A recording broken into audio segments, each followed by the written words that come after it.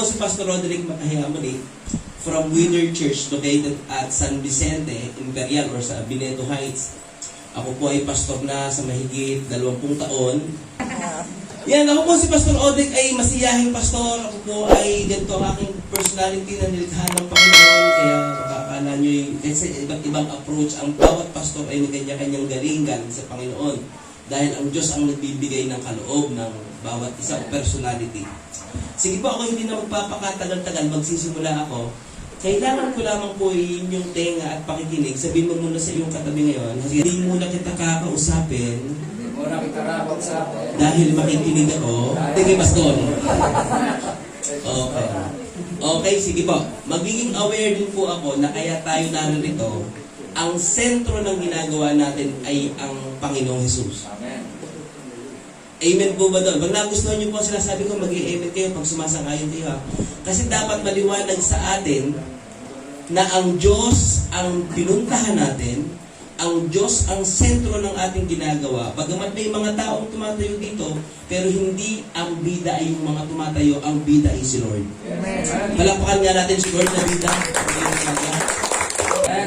Si Lord po ay karapat-dapat pasalamatan at palakpakan at papurihan. Kaya anytime na kayo po ay nabibless o parang natutuwa kayo, sumasang-ayon kayo, pwede kayong pumalakpak kahit mag-isa lang kayo. Pero pag kay Lord talagang tahimik, nahihiya ako eh. Pero si Lord hindi ka nahihiya dahil siya ang mabuti at may kakayanan gumawa ng mga bagay na hindi mo kayang gawin. Walang imposible sa Diyos, walang mahirap sa Diyos. At hindi po aksidente na kayo narito. Naniniwala po ako ngayong umaga na kaya kayo narito ay dahil para sa inyo ang mensahe. Amen. Bago po ako magpatuloy, tayo munang mag-pray ulit. Ating hilingin sa Panginoon na siya ang muna sa atin. Aming Diyos, aming Ama, kinikilala namin na sa kalagitnaan namin kayo po ay present, kayo po ay narito. At dahil kayo narito, aware kami at pinararangalan namin kayo. Kayo ay aming sinasamba, nagpapasakot kami sa inyo. Sinusuko namin sa inyo lahat, nais namin kayong mapakinggan at hindi lamang kami matuto, kundi magbago kami dahil sa inyong salita.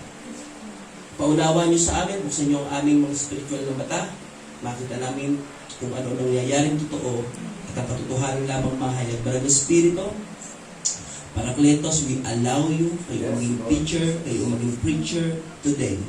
Gamitin niyo lamang po ako. Sa lugar na ito, puspusin niyo kami. Puspusin niyo ang lugar na ito. We welcome your presence, Lord, and we allow your presence to move mightily in this place. This is our prayer in Jesus' name. Amen and amen. Misa po kayo sa pagpapalakpakan. Ang pag-uusapan po natin this morning ay napakaganda. Bagamat ang Diyos nga ang sentro ng ating pinag-uusapan at ginagawa, pero pag-uusapan natin ay tungkol sa kalaban ng Diyos. Tungkol sa kalaban ng Diyos, sino ba ang kalaban ng Diyos? Ang kalaban ng Diyos ay evil, devil, demonyo. Ang tawag ng ibang masama, tama naman. At ang tawag nating mga Christian ay kaaway. Iniingatan ko lamang po na hindi may paliwanag ang mga bagay na ito muna. Kasi minsan pag narinig ng iba na tayong mga Christian, ang mga kaaway ay gumagawa. Ay, mga taong kumikilala sa Diyos, ba't yung may kaaway? Di ba may mga ganyan? Ang kaaway po, pag narinig niyo po sa akin, ang salitang kaaway, tumutukoy po ito sa demonyo, sa masamang espiritu. Again ha, existing po yan. Nasa Bible yan. Sabi po dito sa John 10:10, Juan Gis, dumarating ang magnanakaw pertaining to Satan para lamang magnakaw, pumatay at manira. Yan po ang trabaho ng demonyo. Magnakaw, nakawin ang kagalakan mo, nakawin ang magandang samahan sa pamilya, nakawin ang time mo kay Lord. Lahat ng pwede niyang nakawin para hindi ka maging productive, nakawin niya yung time mo sa family, nakawin niya, isa sa description ng masama o demonyo sa Bible, ay magnanakaw. Ano pa? Para lamang magnakaw, pumatay, papatayin niya ang pangarap mo, papatayin niya lahat ng bagay na gusto mong mangyari na kalooban ng Diyos. Yan daw, para lamang magnakaw, pumatay at manira. Napansin niyo ba na ang tao naman ay hindi nangangarap na masira, pero bakit sila nasisira? Walang taong nangarap ng bata, paglaki ko, gusto ko wasak na wasak ang pamilya ko. Walang nangarap na gano'n. Pero may kakilala tayo. nawasak ang pamilya. Sinong naggusto nun? Hindi naman gusto ng biyenan, hindi din naman gusto ng tao, kaya lamang may description ang Bible na may promotor. Merong gumagawa at ang sabi nga, ang demonyo, ang masama ay pumunta lamang dito para pumatay, mangwasak, manira at magnakaw. So hindi lang siya kita ng pisikal na mata dahil siya espiritual na puwersa o kapangyarihan. Pero dapat maging aware tayo talagang may demonyo. At ang tawag natin dyan ay kalaban o kaaway. Alam nyo ba nung ako'y elementary, si Pastor Odit po ay varsity player ng volleyball, high school, elementary. At hindi lamang po ako basta-basta varsity, ako po ang captain ball. Pag sinabing ako captain ball, ako nagdadala ng laro, ako magpaplano ng laro, pero sabi sa amin ng coach namin at every time na kami maglalaro at lalaban sa isang labanan, kami ang lalaban sa championship. Lagi pong ganun ang sistema. At ang sabi, kapag yun ang mukhang makakalaban namin sa championship, sasabihin sa amin ng aming coach, tingnan nyo ang laro nila. Pag-aralan nyo kung paano, kung ano yung kanilang lakas at kung ano ang kanilang kahinaan, at para paglaban natin, alam natin kung saan tayo aatake. Isang katalinuhan na maintindihan na kapag tayo'y may lalabanan, alam natin ang galawan para hindi tayo matalo.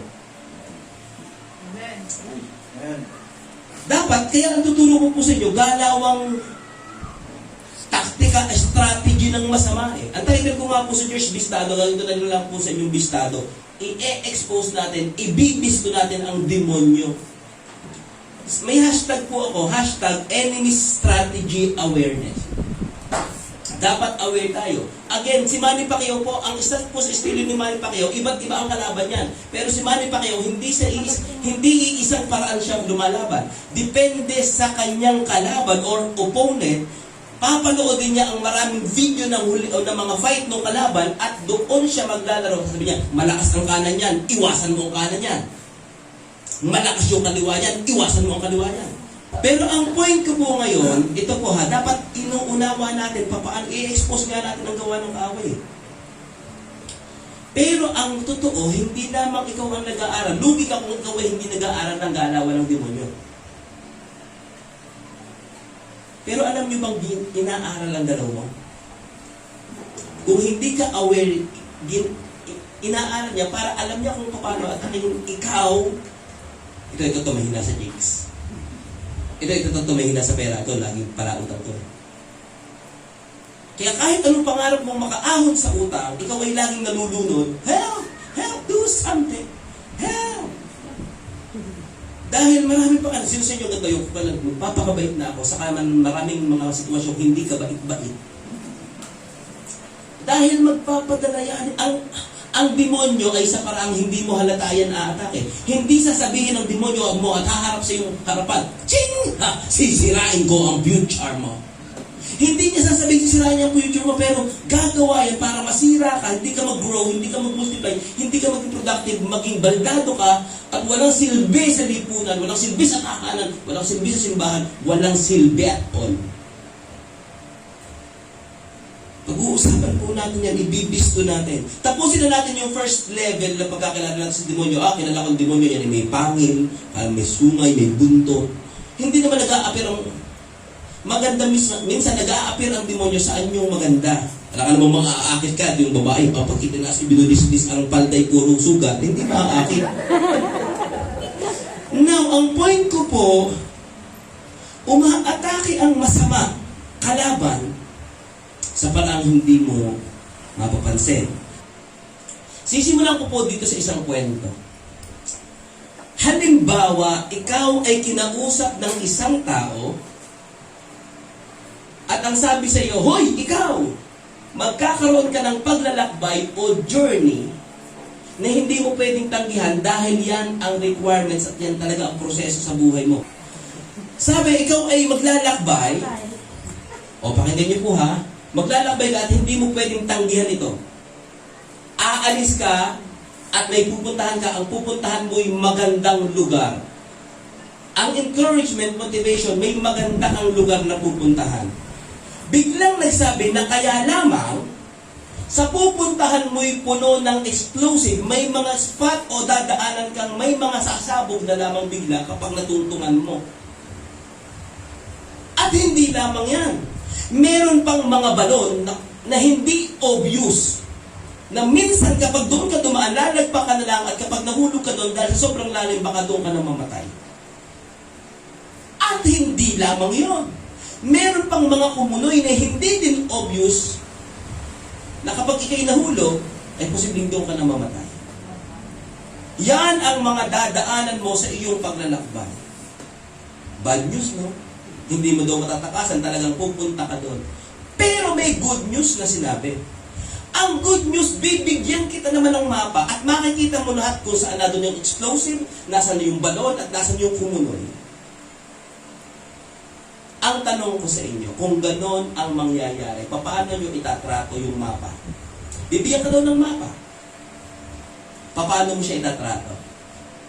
Kung sa palagay mo, doon nakasalalay ang paglalakbay mo, siyempre, posibleng itatago mo lang ba ito? O babasahin? O aaralin? O babaliwalain? Actually, sa pagkakataong ito, we are in a journey called life. Totoong buhay po ito. We are in a journey called life. At ang maganda po nito, sa paglalakbay natin, talagang may maganda namang plano ng Diyos eh. Babasahin ko po ulit ang John 10:10 na, dumating ang magnanakaw para lamang magnakaw, pumatay at manira. Pero sabi ni Lord, pero naparito ako, si Jesus, upang ang tupay magkaroon ng buhay, isang ganap at kasiyasiya. Ang demonyo may plano, pero ang Diyos may plano. Palakpakan po natin doon siya. Dalawang nagpa-function sa mundo, demonyo at ang Diyos. May plano ang Diyos, may plano ang masama. Kaya lamang, siyempre, ang gusto nating mangyari ay yung plano ng Diyos. At ang Biblia ang ating pinakamapa para sa paglalakbay na ito'y hindi tayo magkamali, hindi tayo mahulog sa kasalanan, hindi tayo mahulog sa kumunoy na hindi na tayo makaahon-ahon, hindi tayo ay makaligtas sa pagsabog ng kahirapan o kung ano mang pinagdadaanan ng tao. Dahil naniniwala ba kayong wala ng taong naghangad na maging wasak ang buhay, pero nawasak dahil na nung natungtungan ko may pasabog pa na doon. Kasi hindi obvious, hindi halata na sa dadaanan may mga problema. Kaya nga ang Bible ang magsasabing, huwag ka diyang dadaan. Kaya po pag niyaya kayo sa Bible study, magandang bagay ang pinag-aaralan nyo ang mapa. At ang big word na gusto kong i-propose sa inyo ngayon ay ang word na consequences. O yung resulta o produkto ng isang bagay. May sa buhay po, may tinatawag na bawat ginagawa mo ay may bunga. Positibong bunga, or positive, right consequence, and negative or wrong consequence. Alam nyo bang sa buhay talaga natin, gusto ng Diyos na magkaroon tayo ng bungang maganda, at yung consequence naman sa demonyo, negative ang ibibigay niya. I will read to you the main passage today. Basahin ko po sa inyo. Saan natin makikita, Pastor, ang ating pag-uusapan na mai-expose ang demonyo? Ready na kayo? Ready na? Tanungin mo yung katabi, ready ka na ba? Pero sabi mo, parang hindi, huwag kang tutulog. Yan, okay? In Genesis chapter 3, Genesis chapter 3, 1 to 13, ang kwento po na ito ay nung lumikha muna ang Diyos sa Genesis chapter 1, Genesis chapter 2, nagkaroon ng paglikha hanggang nalikha ang tao. 7 araw na lumikha ang Diyos, sa 7 araw ay nagpahinga. Tapos, biglang dumating in Genesis chapter 3, mayroong pagsubok o kasalanang pumasok sa mundo. Babasahin ko po sa inyo, Genesis chapter 3, 1 to 13. Ang ahas ang pinakatuso sa lahat ng hayop na nilikha ng Panginoong Yahweh. Gusto ko munang maintindihan nyo kasi may ididiin akong salita na mamaya mawawala. Tingnan nyo ha. Ang ahas ang pinakatuso. Pag sinabi mo ng pinakatuso, madaya, manlilinlang, manloloko, hindi totoo, liar. Yung nanon parang tuso, parang, nadaya na naman ako. Sabi, bibigyan daw ako ng kaparte. Tapos kinanya lahat. Sabi, mahal ka niya ako. Ako daw ang one and only. Aba, 4 kami. Sabi niya ganito, sabi niya, manluloko. At alam niyo ang demonyo kapag siya gagamit ng panunukso, gagamit siya ng somehow yung madali na at yung likas na sa kanya na ganon. Kaya ang ginamit po dito ay ahas. Sabi dito, ang ahas ang pinakatuso sa lahat ng nilikha ng Panginoong Yahweh o Panginoong Diyos. Sabi nyo nga, Panginoong Diyos. Panginoong Diyos. Isang araw, tinanong nito ang babae. Ang tanong, totoo bang sinabi ng Diyos na huwag kang kakain ng anumang bungong kahoy sa halamanan? Isang pandaray, unang strategy na ibibisto natin tungkol sa demonyo ay ito. Totoo bang sinabi ng Diyos? Kanina ang sabi, ang ahas ang pinakatusong nilikha ng Panginoong Diyos.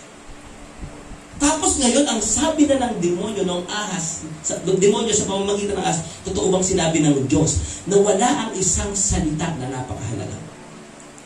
Panginoong Diyos, tapos ngayon sinabi ba ng Diyos, ang nawala ay yung word na Panginoon. Actually, ang maganda dito, parang nagkaroon, ang unang conversation ng ahas, the talking snake, and the walking snake that time, walking and talking snake. At ang ganda ng banat ng demonyo through this snake, ang usapan nila tungkol sa Diyos. Tingnan nyo, tricky. Kay Lord naman, ang topic ay si Lord. Pero ang sabing topic ay ito. Totoo bang sinabi ng Diyos? Ang Diyos o Elohim, ang ibig sabihin niya ay Almighty. Ang nawala ay yung Panginoon na ang meaning noon ay relationship or covenantal relationship. Ganito po ang ibig kong sabihin. Isang pandaraya at nadadaya tayo, even ang simbahan, na pinag-uusapan ng Diyos pero hindi pinahahalagahan ang relasyon sa Diyos. Isa pong malaking pandaraya. Tingnan nyo, demonyo, sasabihin ng demonyo, oh, babae, magbabible study tayo ha. Pag-usapan natin ang Diyos. Kaya lamang inalis ang word na Panginoon. So ang demonyo kung pag-uusap at pag-iisipan natin, okay lang na magtipon tayo, wag lang natin pag-uusapan na ang tao ay dapat may relasyon sa Diyos. Pwede mong pag-usapan ang Diyos pero huwag mong papapasukin sa relasyon. Ang tawag po dyan, sorry to say, relihiyon. Ang Diyos hindi natatakot. O sige, okay lang pumunta yung kina Pastor Ador na simbahan, okay lang. Basta huwag silang magkakaroon ng relasyon sa Diyos. Okay lang na mag-Bible study, pero hindi pag-uusapan ang pagpasok sa relasyon sa Panginoon. Kaya isang bagay na pandaraya, yung akala natin ay Diyos yung pinag-uusapan natin. Si Lord, totoo bang sinabi ng Diyos? May salitang Diyos, ang topic ay si Lord, pero wala yung salitang Panginoon, hindi pumasok sa relasyon sa Panginoon. Sa mga Bible study, sa mga gathering, nakakatuwa namang, mas lumalim ang relasyon sa akin ni kapatid, pero walang relasyon na nangyari ang kapatid na yun sa Diyos. Kaya, every gathering, meron dapat pagpapaunawa na ang tao'y dapat pumasok sa relasyon sa Panginoon o ang pinag-uusapan ay lumalalim ka dapat sa relasyon sa Panginoon. Pansinin niyo po ang pinag-aaralan natin ha. Okay lang palang mag-cell group, okay lang mag-Bible study, okay lang mag-prayer meeting sa demonyo. Hindi ako kinakabahan. Huwag lang nilang pag-uusapan ang tungkol sa pagiging Panginoon ni Jesus. Pag-usapan na nila tungkol sa Diyos. Kasi lahat naman ng religion pag-uusapan tungkol sa Diyos eh. Parang ganito po kasi, lagi kong itinatanong, taga-san po nga, taga-san dito mas po kayo? Taga dito po. Kilala niyo po si Mayor natin, Mayor Sanchez. Hindi po si Sanchez ng Kalawan ha. Si Mayor Edna P. Sanchez, kilala niyo po. Sunod kong tanong, may relasyon ba tayo kay Mayor? Yun po ang problema. Ang ibig ko sabihin, kilala ang Diyos na papag-usapan si Mayor, na papag-usapan ng Diyos, pero bakit walang relasyon kay Lord? Walang relasyon kay Mayor.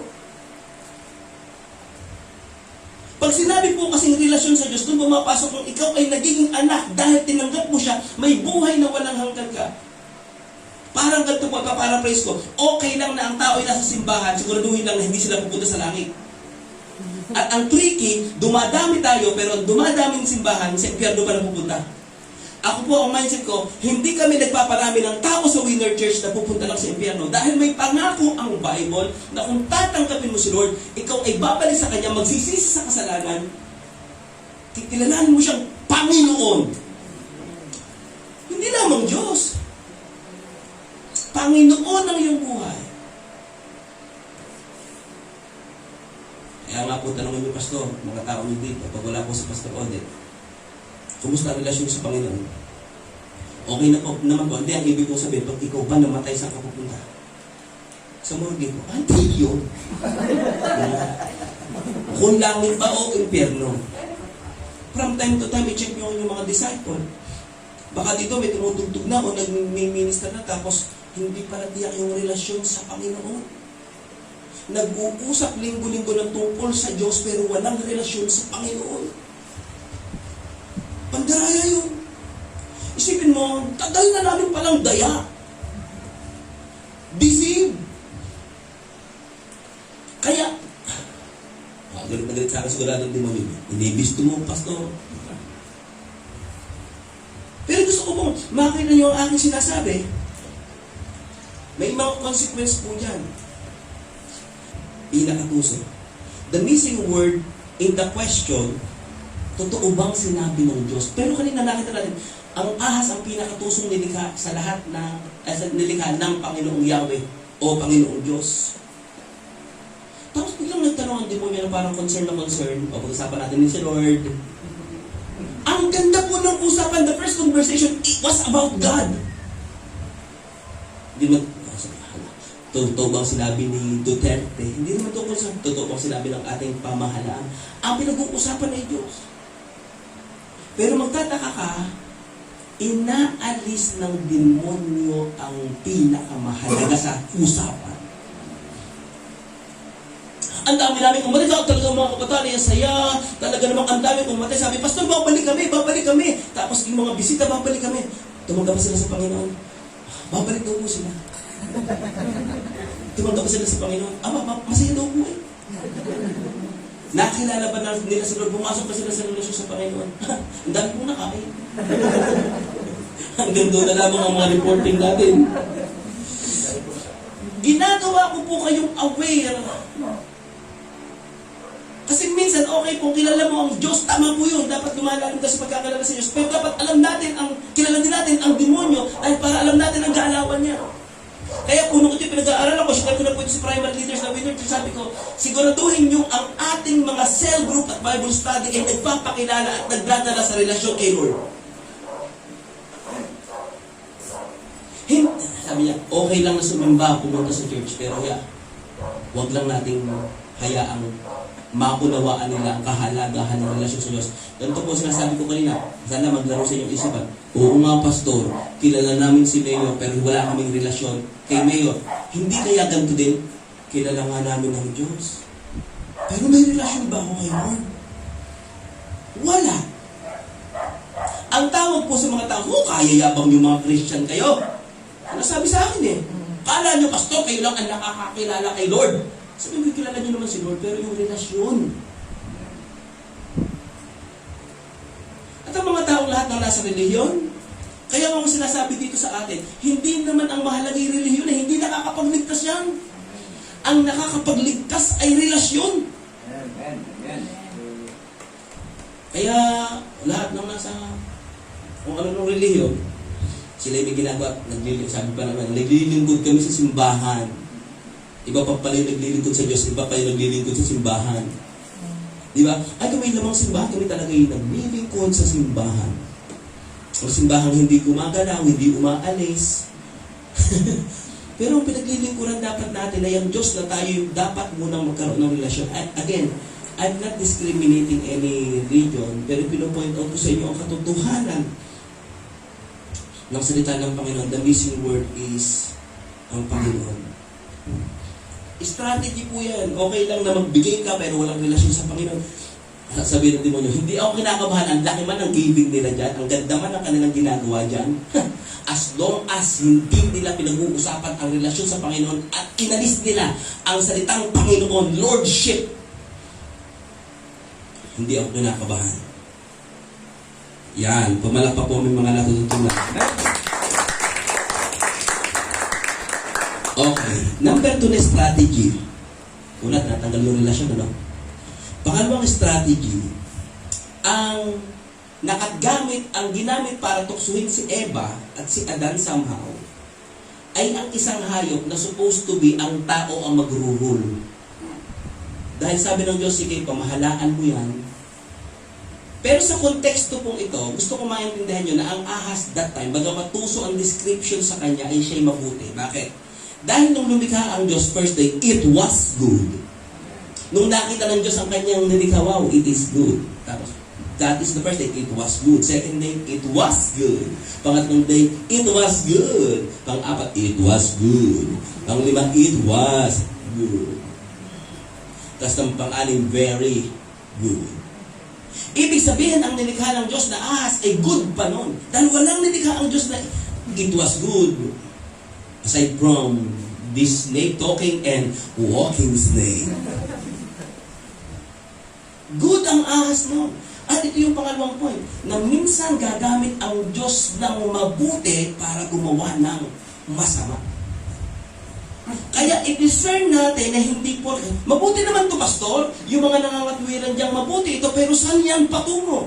Kasi meron tayong mindset at may mga katwiran, pastor, wala namang masama sa akin, pero please, pakianawa, yung bang ginagawa mong mukhang tama, ay ipapasok sa tama talaga o magiging mali.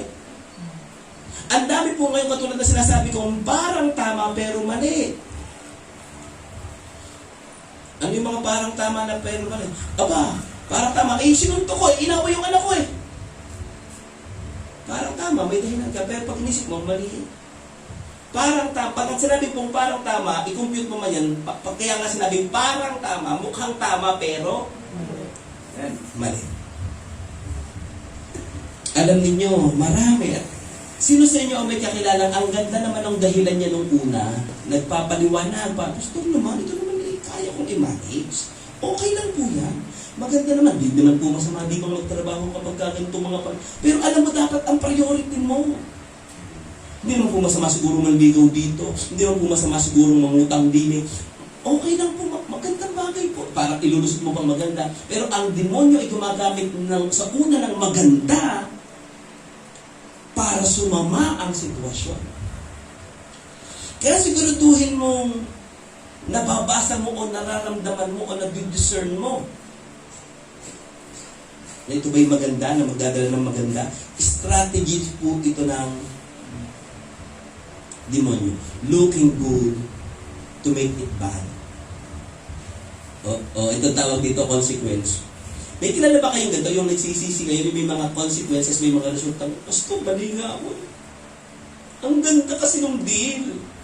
Yung hindi na nagpapayo, hindi man lang humingi ng advice, ang ganda kasi pastor nito. Gusto kong makita ninyo. Hindi lahat ng mukhang maganda. It was good. Pero yung good na yun, nagamit into bad. Going to bad. Na-deceive. Mukhang totoo eh. Alam niyo bang sa isang banda, ang mga magician, alam naman at ang gulo nawala. O saan napunta yun? Mga magician, lahat ito'y ilusyon. Yung humahanga ka, pero at the end of your mind, alam mong ito'y daya. Mukhang totoo. Yung gumagalaw ito na dito ka lang nakafocus, pero dito may ginagawa siyang hocus-pocus na hindi mo alam dito nangyayari ang pandaraya. Ganyan din ang demonyo. Ipapakita lang niya sa iyo itong mga bagay na maganda. Tapos mapapahanga, wow, galing! Okay lang tayo humanga. Huwag ka lang maging clown. Bakit ko ba? Okay lang na maging magician ka, pero ang concept ng magic is deceiving. Deception.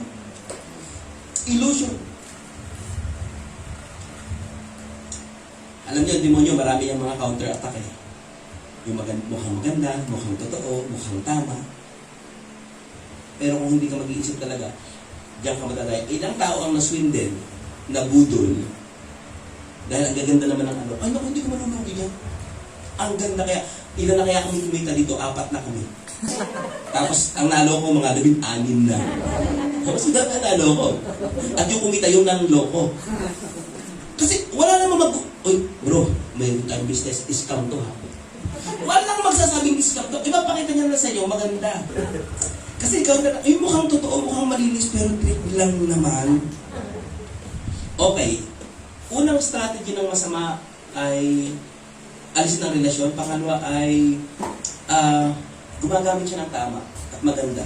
Pero gagawin yung tama. At ang problema pa sa demonyo ito, ipapapokus niya sa iyo yung isang puno. Kasi sa kwento ko, sa verse 2, sabi dito, sumagot ang babae, maaari naman namin kainin ng anumang bunga. Huwag daw lamang, sabi, kainin ng anumang bunga sa halaman, huwag lamang ang bunga na nasa gitna niyon. Sinabi ng Diyos na huwag namin kakainin, nihihipuin man ang bunga nito, kung kami raw ay kakain, mamamatay kami. Ang problema pa sa demonyo, sa dami namang pagpapala, ang ipofocus ay yung bawal na isa. At pag nag-focus ka na doon sa bawal na isa, pambihira naman ang lupit ng Diyos. KJ si Lord. Sa dami namang pwedeng i-enjoy, sino sa inyo nakakaranas, kapag ang mga dahilan nyo dito, ang higpit naman sa church na yan. Ang higpit. No, ang dami mong benepisyo na pwede mong makita ng ikina sa church. Kaya lamang, kapag ang puro, napasin ko, puro reklamo baka na-twist na ng demonyo ang isip mo at doon ka na lang nakapako sa mga bawal. Kaya minsan, totoong ang bawal ay masarap. Sa dami hindi bawal, doon ka pa sa bawal. Mas masarap umihi doon sa lugar na may nakalagay na bawal umihi dito. Kasi, tandaan nyo, bakit doon nakalagay ang bawal umihi dito, doon pa mapalot? Kasi doon maraming umiihi. Kung saan maraming bawal magtapon ng basura, doon maraming basura. Taka ako kung alin ang bawal, yun ang gustong gusto. Para may humihi lang dito matapon. Dito ka umihi. Bawal tumawid dito. Doon ka tumawid. Gusto kong maintindihan yung sinasabi ko. KJ si Lord. Marami po ang ganyan. Huwag kang kakain. Tingnan niyo po ha. KJ si Lord. Sa dami mong pwedeng ma-enjoy, isa lang, 1% lang. Isa lang ang hindi mo pwedeng kainin. Isang malaking pandaraya pag doon ka pa nakatingin. Talagang masarap ito. Sarap nito. Sa dami naman pwedeng kainin. Ito, pwede ko makain. Matikman nga. Sarap ba? Kasang bayabas ha. Tamis. Tamis. Pag ikaw ay nauuhaw sa buko,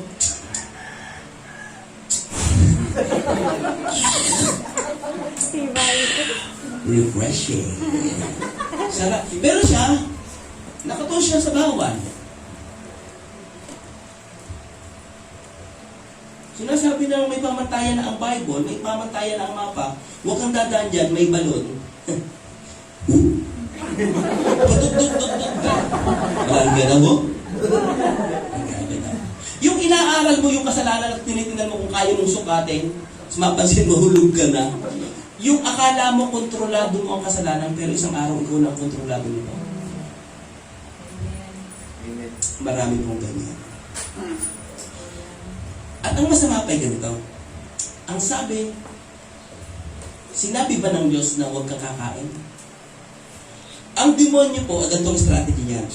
Command na ito sa Genesis chapter 2, verse 17, na huwag mong kakainin, mamamatay ka. Tapos, yung command, ginawang question lang ng demonyo. Pag pinababaw na, ang demonyo, trabaho niyan ay pababawin ang mga bagay na idiniin ng Diyos. Isipin niyo kung ginawang tanong ang command, parang nabawasan yung impact nung sa tao. Pag sinabing bawal, totoo kaya, baka naman po pwede. Yung makikipagtawaran, alam nang ang bawal eh. May curfew, baka naman po, alas 10, baka naman po sa pwede ng 10:30. Yung mayroon tayong umadyas, nakikipag-bargain, nakikipagtawaran. Alam niyo ba pag sinabi ng Diyos na no, protection yun sa lahat ng yeses ni Lord. Kapag no, huwag ka na makipag-bargain. Pag sinabi ng Diyos, mas marunong ka pa kay Lord, pwede naman po Lord siguro i-adjust ng konti. Pag sinabi manliligaw ka, hindi yung dapat sa kapwa mananampalataya. Gusto maganda, tsaka naman pwede maging Christian. Sinabi ba ng Diyos, sige, gawin mo na ng Christian. Hindi, sabi, huwag kang makikipamato. Sa mga lahat po na nasa dito sa simbahan, matatagal ng kabataan. Tapos may nililigawan ka ngayong hindi Christian, sasabihin mo, naka-attend pa. Narinig ko tuloy, gumaya ng demonyo. Strategy para hindi mo ma-enjoy ang lahat dahil pakaramdam mo meron kang hindi nakukuha. Parang ganito lang, Mami, bilang mo ko ng toys. Nasa SM sila. Ang dami ng bitbit ng bata. Yeah, dami kong toys. Mami, last one na lang. Mami, I want that. Sabi ng mami, hindi na, tama na. Yung iniyak at masama ang loob ng bata umalis. Mami, hindi mo binili sa akin yung isang toy. Hindi na niya na-enjoy yung napakarami niyang toys na nabili kasi nag-focus siya doon sa isang bagay na hindi niya nabili. Alam niyo bang ang dami nating namimiss at naghihimutok tayo at nagmamaktol sa buhay dahil ang dami mong pwedeng pansinin na meron ka na binigay ng Diyos pero doon ka nakafocus sa isang bagay na wala. Sino sa inyo? Ganyan ang malulungkot na tao. Ang malulungkot na tao ay nakafocus doon sa mga bagay na wala sila. Wala kaming magandang drum set, wala kaming magandang, bakit sila meron na? Bilangin mo din kung anong meron ka. Huwag mong ikumpara masyado ang sarili mo sa mga angat sa'yo. Talagang malulungkot. Nakakalungkot at nakakawala ng joy. Yung pinagpala ka naman. Yung may kanin ka. Tapos sabi mo, walang ulam. Ang hinanap may ulam pero may kanin ka. Lord, salamat may kanin. Yung iba, Lord, wala kang kanin. At least may plato ka. Yung iba walang plato. Oh, wala kang plato. At least may lamesa. Makakakita ka ng mga bagay na pwede mong makita. Huwag ka doon nakatingin sa isang puno. Bakit wala kami? Ba't hindi pwede ka naman yan? O wala kang lamesa. At least may bahay ka. Tungkol sa magpapasalamat ng dami. Kasi Lord, may sakit ako. Ba't ako may sakit? Magre-reklamo. At least buhay ka. O at least wala ka sa ospital. O napunta ka sa ospital. Lord, ba't ako nasa ospital? At least may buhay ka pa. O, namatay ka. O, Lord, ba't ako namatay? At least nasa langit ka. Lahat, pwede mo ipagpapalala. Kapag ang buhay mo ay puro reklamo, sinyalis siya na nadadaya ka. Pansinin niyo po, lahat ng nawala at nasira, yung mga nawala sa sirkulasyon sa gawain, yan po yung mga taong nag-focus sa kanilang isang bawal. Ipaglalaban ko nila, Pastor, mas hindi man masama ito na. Kapatid, huwag ka din mag-focus. Ang daming pwede. Ang daming ibig. Isa lang naman ang pinagbawal ng Diyos. Doon ka pa nakafocus. Yung iba naman kasi, habang gumagawa doon sa mga bagay na hindi pinagbawal, doon siya nakatingin. Sige. Kaya mamaya tendency niyan, doon na naman siya. Gusto ko pong makita niyo sinasabi ko. Yung iba sabi ni Lord, sige, bigay mo na sa akin yung araw ng linggo ha. Linggo na nga lang ang kay Lord. Gusto pang kunin. Yung isa na nga lang ang kay Lord. Balita din natin sa scenario. Yun na nga lang ang kay Lord sa iyong 6 na araw. Sa tithes naman, yung 10% kay Lord, yun na nga lang ang kay Lord. Sabi nyo, ang lupit naman Lord. Talagang mga 10% ay kinuha pa. Yun na nga yung 90. Yun na nga Lunes hanggang Sabado. Tapos yung linggo, tapos sabi ko, Pastor, maganda naman ito eh. Ang ganda kayo ng opportunity. Minsan lang to. Oo, minsan ka din lang madaya. Bawat minsan mong ito yung minsan na yun, dinadaya ka ng demonyo. So, alam ko, naiintindihan lahat ng reasoning. Alam nyo, ang demonyo kasi ganito. Hindi kanya kayang dalhin sa kasalanan. Pero, gagawin niya ang utak mo yung interesado sa kasalanan. Actually, hindi sa talas ang magdadala sa kasalanan, ikaw. Lulukuhin lang niya, i-influensyahan niya ang isip mo. Sabi niya, masarap yun. Ididisip ka niya, yun po ang pattern. Pagka nagkaroon na sa iyong isipan ng deceiving pattern, nahirap na po yan. Another strategy ng demonyo, sasabihin, di ba sabi ng ahas, sabi ng ni Eva, pag kinain daw namin, mamamatay kami.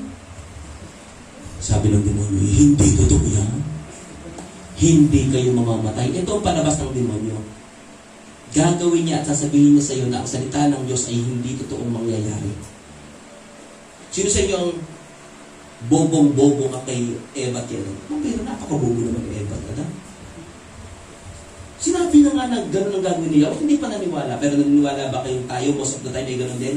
Sino sa inyo ang hindi na naniniwala sa word ni Lord na mangyayari sa buhay mo? Katunayan, wala ka ng interest magbasa ng Bible. Katunayan, hindi ka na nang hahawak doon sa word ni Lord. Pakinggan nyo ang sinasabi ko dahil malamang madalas tayo'y hindi na-believe sa word ni Lord. Hindi ka naniniwala kay paggagalingin ng Diyos. Hindi ka naniniwala ikaw ay magiging masagana at dalan ganyan ng Panginoon sa another level. Naniniwala ka na lang na hanggang dito na lang ako. Pero pag sinabi ng Diyos, nakaganyan ka. Pag sinabi ng Diyos, I will prosper you. Pag sinabi ng Diyos, I will bless you. Pag sinabi ng Diyos, pakaramihin ko kayo, gagawin kitang leader. Hindi ka na, ako, magiging leader. Parang hindi ko kaya. Sinabi ng Diyos yun, sabi ng Diyos, oh, hindi ko kaya. Kasi yung nasa lahat ng demonyo, hindi totoo yan. Kaya anumang bagay na lumalaro sa ating isipan na hindi totoo yan, yan ay bulong ng demonyo. Kaya i-recover nyo yan. Maniwala ka na may words si Lord. Kaya magbasa tayo ng Bible. Pag sinabi ng Diyos na pagpapalain kita. Gagamitin ka, Lord. Gusto kong maintindihan nyo. Kapag ganito na reasoning mo, hindi ko kaya eh. Kasi ibinibigay, itinatambak ng demonyo sa ating isipan, hindi mo kaya. Pero sabi ng Bible, I can do all things through Christ who strengthens me. And my God shall supply all my needs according to His riches and glory. Alam niyo, napakalaking pandaraya eh. Sunod na pandaraya ng demonyo. Sabi, bakit ang Diyos ayaw niyang ipakain yung bunga? Dahil sa Bible sa ating binabasa, pag ituloy po natin sa verse 5, sabi dito, sinabi yan lang yan ng Diyos sapagkat alam niya kung kakain kayo ng bunga niyon, ay makakaunawa kayo magiging parang Diyos. At malalaman ninyo kung ano ang mabuti at masama. Tingnan nyo, ayaw ng Diyos na tayo maging parang Diyos. Dahil ito po ang problema. Kapag ikaw ay naging katulad ng Diyos, pero yun ang gusto ng demonyo, gagawin kanyang katulad ng Diyos para hindi ka na magdepende sa Diyos at hindi mo na kailanganin kailanman ang Diyos. Parang ganito lang, pag ikaw ay ka-level nung isa, dati boss mo, magpapasakot ka dyan, makikinig ka ng boss, sige, sir, good morning po. Pero kapag ikaw ay na-promote at naging katulad niya ang position mo, sir, hindi na nga pala kita, sir. Hindi mo nababati, hindi mo nagtitipla ng kape. Wala ka ng authority over your life, wala ka ng magsasubmitan, wala ka ng susundin. Kapag ang buhay mo ay parang gusto mong umalis sa authority, ayaw mong may sasakop sa iyo, ayaw mong may susundin ka, ayaw mong may pakikinggan ka, yan ang strategy ng masama. Kasi pag naging parang Diyos ka, parang ganito lang. Kapag gusto mong ma-promote, bakit? Dapat kahit na-promote ka, dapat you are giving somehow your obedience sa mga taong dapat i-obey. Ang si Lucifer, pinakamagandang anghel at alam mo kaya bumagsak ng si Satanas, ay dahil gusto niyang maging kapatid ang Diyos at higitan pang Diyos. Kaya po kung nawawala sa inyo parang, bihira naman ito, yung ayaw mo nang sumunod. Mapalad ka kapag ka may authority ka over your life, kapag may pastor ka na dapat mong masunod, leader ka na dapat mong masunod, dahil ayaw ng Diyos na ikaw ay maging palalo at mayabang. So gusto ko pong makita niyo sinasabi ko, ang gusto mo kasi total freedom. Hindi magandang indikasyon na ikaw ay malayang-malaya. Yes, wala na akong susundin. Na minsan madadrive ka din niya na kahit ang Diyos ay hindi mo na pagtitiwalaan. Rebellion po ang tawag po yan.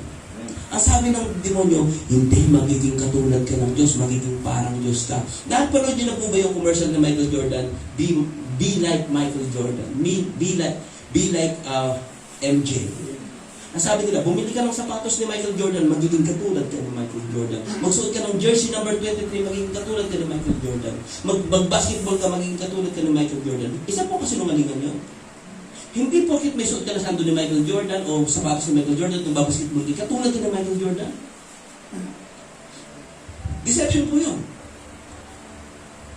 Unless meron kang ability ni Michael Jordan. Gusto ko pong makita niyo yan. Maraming pandaraya eh. Ang Diyos po ay wala siyang katulad. Hindi siya pwede maging katulad ng ano sino man.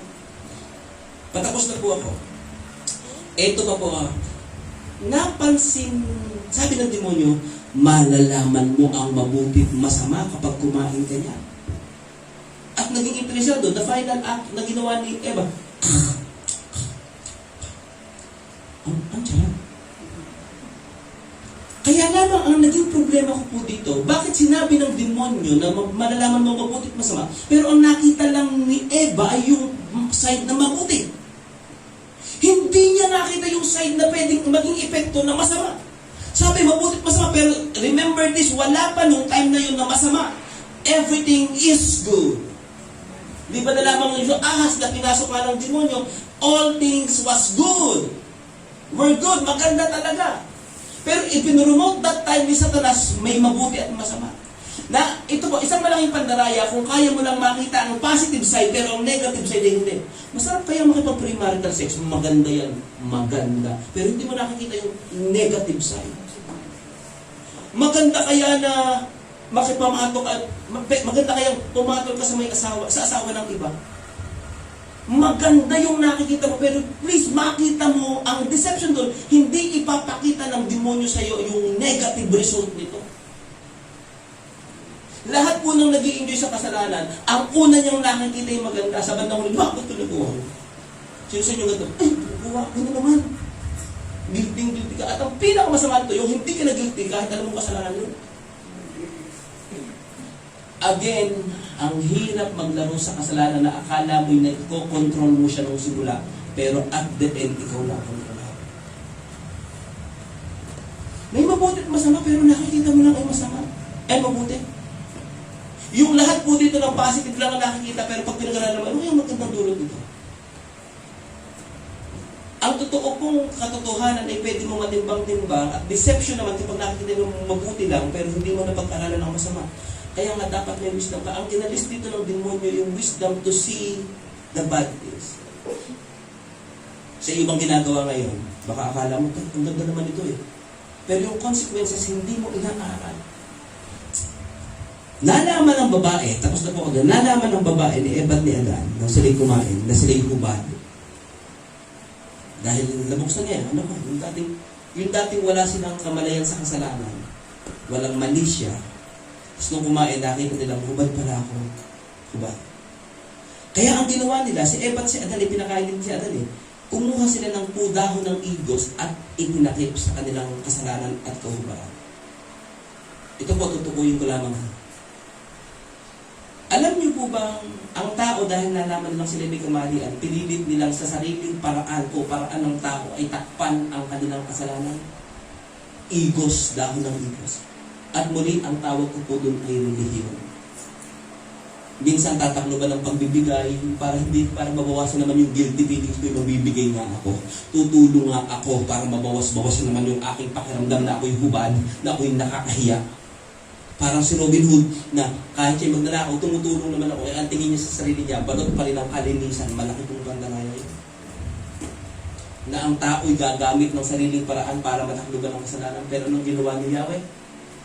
Ginawa ni Yahweh po sa Genesis chapter 3 verse 21, matapos hatulan ng sumpa ang mga si Eva, ang lupa at ang ahas. Sabi dito, ang mag-asawa'y iginawa niya ni Yahweh ng damit na yari sa balat ng hayop. Tingnan niyo. Kung sapat na kay Yahweh na ikaw ang gumawa ng taklob sa iyong kasalanan, dahon ng igos, man-made solution or man-made remedy, bakit ang Diyos ay gumawa pa ng balat ng hayop upang itakip? Kasi alam din ng Diyos na hindi kayang takpan ng tao ang kanyang kasalanan.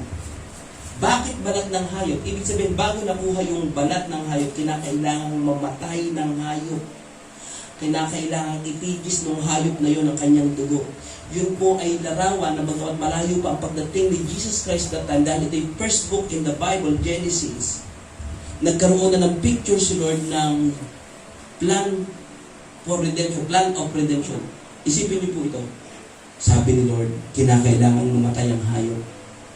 Matigis ang kanyang dugo at yun ang ibabalot natin sa mga tao. Ibig sabihin, hindi relihiyon, kundi si Kristo. Si Kristo po ang larawan ng Old Testament na ginawa ng New Testament. Si Kristo ay namatay. Parang siya yung hayop na tumigis ang dugo na naging sakripisyo para yung kasalanan natin ay totoong matakluban at malinis. Luminis tayo sa pamamagitan ng Panginoong Jesus. Ito po ang good news. Hindi sa magagawa ng tao, hindi sa solusyon ng tao, hindi relihiyon. Kaya yung relasyon sa Panginoon, kailangan mo pumasok sa relasyon sa Panginoon. Sabi ng Panginoong Jesus sa John 14:6, sabi ni Jesus, ako ang daan, ang katotohanan at ang buhay. Walang makapupunta sa Ama kundi sa pamamagitan ko. Ulit ko, ako ang daan. Sa madaling salita, i-paraphrase natin, ako ang mapa. Ako ang mapa. Para yung mga kasalanan mo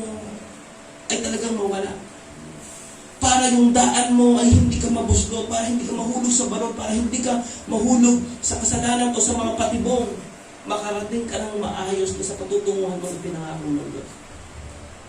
Bagamat ang concern ko po kanina, ang demonyo ang ating pinag-usapan, pero at the end of the message, si Lord ang ating i-highlight, the gospel. Na ang gospel ni Lord ay nagsasabing, again, isipin nyo ha, bakit hindi sapat kay Lord na igos lang, man-made solution. Yung iba sabihin, hindi gagawa ko na mabuti, hindi magbibigay kami, di sisimba kami, di kukuha kami ng puno na dahon ng igos, ganun po para paliwanag yan. Kukuha na lang kami ng dahon ng igos, para naman kahit paano matakpan. Pero sabi ni Lord, that is not the solution. Babalutan ko kayo ng balat ng hayop. Kasi sinasabi niya, kinakailangan may magtigis ng dugo. Ang tanging solusyon niyan para sa kabuuan ay mahugasan kayo. Kinakailangan mamatay ng kordero ng Diyos. Kinakailangan mamatay si Jesus. At ang sabi ng Bible, si Jesus ay namatay. Tayo may kasalanan. Alam niyo bang tayo pupunta sa impyerno? Yan ang destinasyon natin dahil nagkasala ang una natin mga magulang, si Eva at si Adan. Ang destinasyon natin tayo pupunta sa impyerno. Alam niyo ba ang ating identity?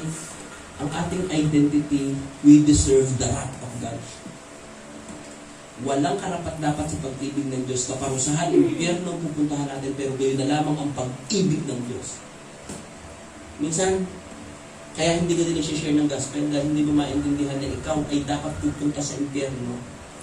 Kinahabagan ka na. Baka kasi tingin natin sa sarili natin, mabait naman ako okay lang sa talagang dapat akong iligtas nila. Sabi ng Bible in Romans 3:23, walang nakaabot sa kaluwalhatian ng Diyos. Lahat tayo makasalanan. Lagi ko sinasabi ng mga panahon ito, yung madumi, Lord, sino ako para ako yung iligtas? Kapag naintindihan mo ang plan of redemption na ikaw ay niligtas, tanong, tingnan niyo po ito. Bakit nagkasala yung ahas, si Eva at si Adan? Pero pansinin niyo po ito kung mababasa niyo yung Genesis. Bakit ang sinumpa ng Diyos ay si Eva? Eva, ikaw ay maghihirap sa iyong pangalan. Sinumpa ang ahas, ikaw ay gagapang. Kay Adan, hindi si Adan ang sinumpa, kundi yung lupa. Adan, susumpay kong lupa, maghihirap ka sa pagbubungka niya. Pero bakit hindi mismo si Adan? Kasi po, ang sekreto doon, sa isipan ng Diyos sa simula pa lamang, meron na siyang plan of redemption. Kasi dahil plan of redemption, may plano siyang tubusin ang humankind. Mankind. Sabi niya, kung si Adan ay isusumpa ko, ibig sabihin, si Kristo ay masusumpa niya.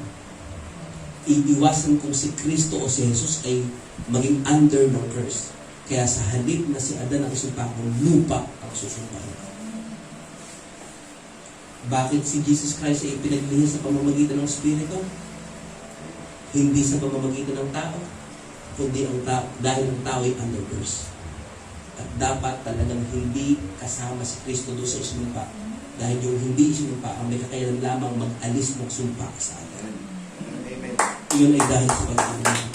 Ang ganda, ang laki ng plano ng Diyos. Noong hindi niya isinumpa sa Adan, alam niyo bakit? Ikaw ang iniisip niya. Dahil sinasabi niya, tutubusin pa ito ni Kristo. Hindi igos ang magtatakip sa inyo, kundi dugo ng Panginoong Jesus na tumigis. At si Jesus na ito ay walang batik na o walang kapintasan. Siya hindi naging under ng curse. Siya ang perfectong tagapagligtas. Siya ang Panginoon, hindi lang siya Diyos. Siya ang Panginoon na dapat kang pumasok sa relasyon. Tatapusin ko po dito, kung dito sa palagay nyo ay may umaatin, pero sinasabi mo, Pastor, hindi ko alam. Totoo sinabi mo, Pastor, kanina na okay lang sa demonyong umatenda ako, huwag lang akong magkaroon ng relasyon sa Kanya. Pero hindi natin gagawin yan. Kaya tayo narin dito, hindi lamang para pag-usapan si Lord, papasok tayo sa relationship with God. Paano yun? Ginawa ko po, sabi ng Bible, tanggapin mo si Kristo, manampalataya ka sa Kanya. Mahal tayo ng Diyos, alam natin makasalanan tayo, umamin tayo makasalanan, at sabihin natin kay Lord, tinatanggap ko po kayo bilang Panginoon.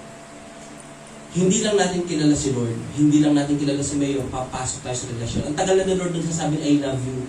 Kasabihin mo lang ngayon, I love you too. Ay, di tayo na, di ba? Pag sa babae at lalaki, I love you too. Tayo na. Kinakailangan mo lang sumagot kay Lord, this time, Lord, I love you. Tinatanggap ko ang pag-ibig niya. Sabi ng John 1:12, hindi nyo pa mga ginagawa. Ngunit ang sino mang tumanggap at nanalig sa Kanya, ibinigyan niya ng karapatan na maging anak ng Diyos. So, magiging anak ka ng Diyos. Kapag tinanggap mo si Kristo sa iyo puso bilang Panginoon at tagapagligtas, kung anak ka ng Diyos, may relasyon ka. Pwede ba kumikit po tayo lahat at doon po sa mga narito, especially first timer, sa palagay mo, hindi mo alam kung may relasyon ka kay Lord. Posible kilala mo si Lord, pero wala ka palang relasyon. Sundan mo may panalangin, kaya lamang wala sa puso mo itong gawin. Sabihin mo, Panginoong Jesus. Laksan mo, mas malakas, Panginoong Jesus. Ngayong umaga, inaamin ko po na ako'y makasalanan. Patawarin ninyo ako. Binubuksan ko po ang aking puso ngayon. Tinatanggap kita sa aking puso. Kinikilala kita bilang aking Panginoon, Diyos at tagapagligtas. Nananalig po ako sa inyo, Panginoong Jesus. Salamat po sa buhay na walang hanggan na aking tinatanggap ngayon. Salamat po sa relasyon na ngayon ay nagsisimula sa inyo. Purihin kayo. In Jesus' name. Amen. Pumalapak nga po tayo kayo. Gusto ko po lang bago ako magpapay na po tayo para sa pangbukas at panalangin dito sa mensaheng ating natanggap. Let us pray. Lord, ang sentro ng gawain ito'y walang iba kundi ang Panginoong Jesus. Pero napag-usapan namin ang mga gawa ng kaaway upang kami maging aware din na totoong may isang bahagi ng kabutihan ninyo ay may bahaging masama na gustong sumira sa amin. Pero siya ay nabisto ngayon.